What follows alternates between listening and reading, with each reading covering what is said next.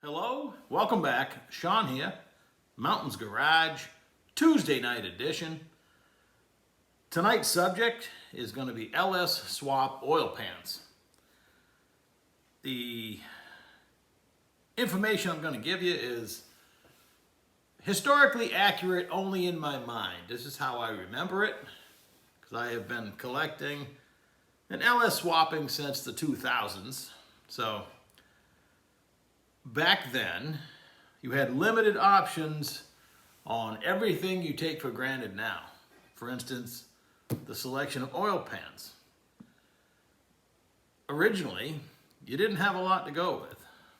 Most of the swap engines that we're all using, the 4.8, 5.3, and the 6 liter, are all truck engines, and the truck oil pan is awesome if you put it in a truck, but it's too deep and the curve of the pan is a little far forward for most car applications. You can make it fit in a car, but it's probably going to hang below the cross member and you're not going to be happy with it. A lot of people put a lot of effort into trying to clean up that oily aluminum, and they'll cut an inch or inch and a half out of the pan and put it back together and weld it and epoxy it up and everything else, and that works.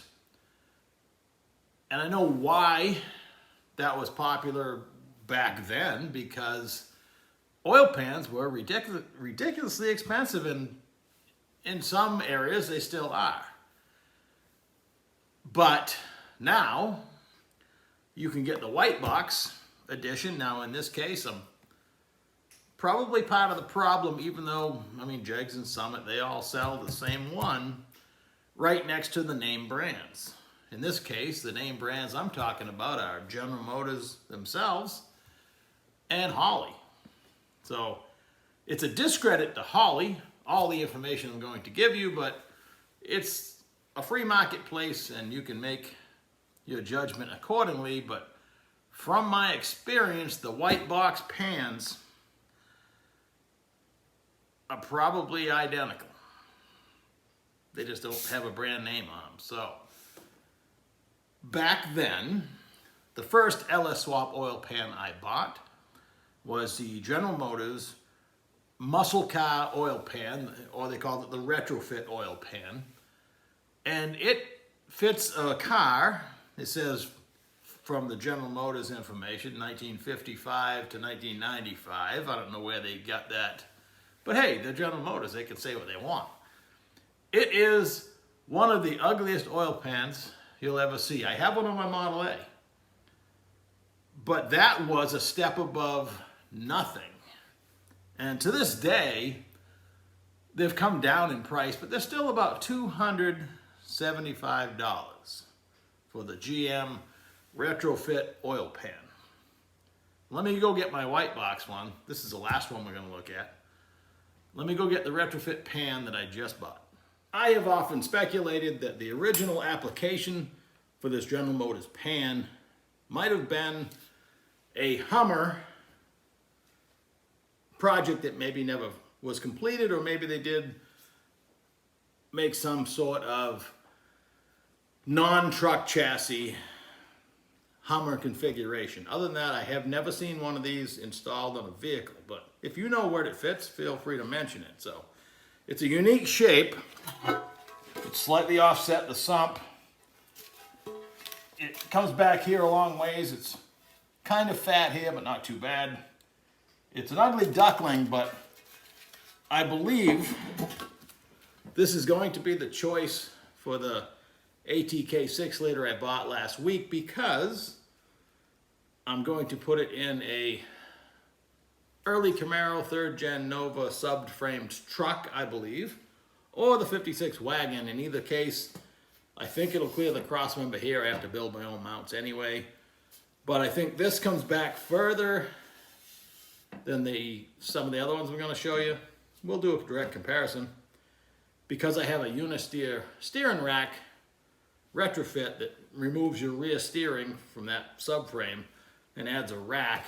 And I had trouble with the 302-3 pan, which will be the last one I show you. I'm jumping ahead, but Anyway, we're going to do a comparison. I'm going to leave the pan as they come out on the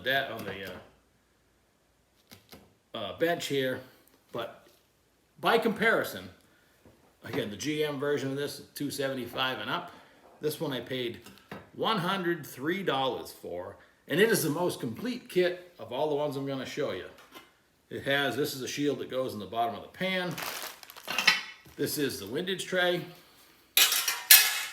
oil pan gasket, all the hardware, pickup tube, and something that none of the other ones come with, dipstick, tube and dipstick. This is complete. Everything from the block down, everything you need.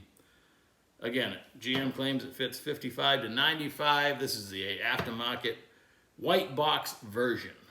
So, do your own shopping, but we're going to continue and I'll show you the fitment issues that I've come up with and worked around. So let's continue.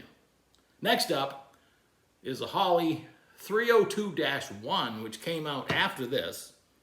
And it is much better looking, and it's not as deep here this way, and it's an all-around better looking pan, and it was made to directly compete with this, the 302-1 Holley. And here it is. It does not come with the windage tray or the oil dipstick and tube. It does come with the small tray that goes down by the pickup. It comes with the oil pickup. It comes with the hardware. It is a much nicer looking pan. It is not as deep as far as ground clearance goes. I hope you can still see me. I'll move over here a little bit. It is kind of fat right here. Slightly more so than the GM Retro or Muscle Car pan. But it was quite an improvement over this. Again, we're talking 2000s, early 2000s. There wasn't a whole lot offered yet, at least in cast aluminum pans. So, what is the most popular car on the road to this day? Probably the first gen Camaro and Firebird. This pan does not fit well in there. So, Holley came out with the 302-2 and then the 302-3. Now I have them both. They're identical and I'll show you the difference. So let me go get the 302, in this case, -3. When it became clear that you can't omit the most popular vehicle on the road, the first gen Camaro and the third gen Nova, Holley came out with the 302-2, and this is a 302-3. They are virtually identical. With a 302-3, they gave you a turbo oil drain on both sides. This is not drill and tapped on the 302-2, but everything else is identical. Nice looking pan.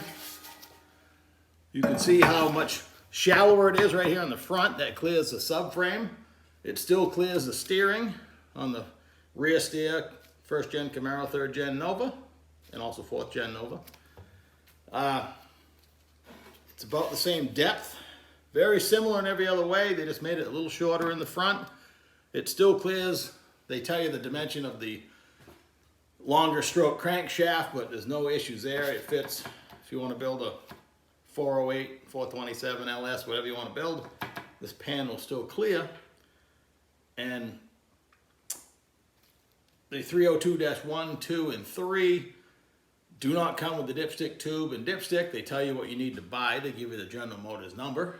And I bought those as well to go with these pans. And you have to cut, you can take your truck windage tray and you basically have to cut the front third off. It doesn't matter because it's so shallow. No oil is collecting for there to be any windage up there from oil. At least it's not a concern. You have to, cut about a front third off. Easy to do. They all come with pickup tubes and everything else you need in hardware. The advantage of the GM pan is it did come with the dipstick. Wow, you hear that? Those are geese headed south. It came with the dipstick and tube and the windage tray. So, much more complete. Definitely the ugliest pan I've showed you. Interesting, like I just showed you the inside of this, it's mirror polished. I don't know why, but the little shield for the pickup is installed. On the 302-1, you got to install it yourself, but the back face is solid, where this one is more cut out like your traditional LS pan. Interesting.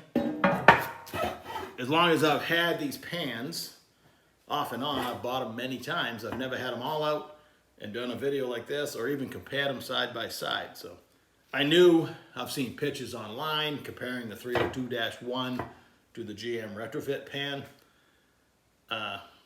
Now that I have them all lined up, I can see that these definitely give you more, especially this one, clearance in my rack. So if I can get the front of it to clear in my old 49 Chevy truck, which has a Nova clip or early Camaro clip, I don't know which one I'm going to use at this point. So that is tonight's comparison.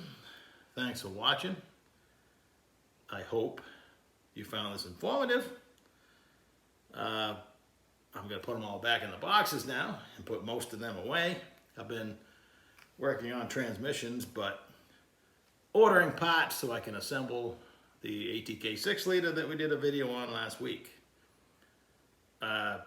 Sometimes when you're busy, you make poor buying decisions. Well, I know I have a used cam and crank sensor and stuff like that when I'm finding, you know, open box brand new GM ones or Standard Electric or any of those for, you know, $12. I've just been buying what I need, like a sailor on shore leave. So I'll talk to you soon, a day or so.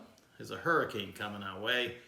I really hope it just goes out to sea, doesn't affect anybody, but I just got word that we need to be preparing for it. So I'll have some extra work to do this week, boat related, and I'll talk to you soon.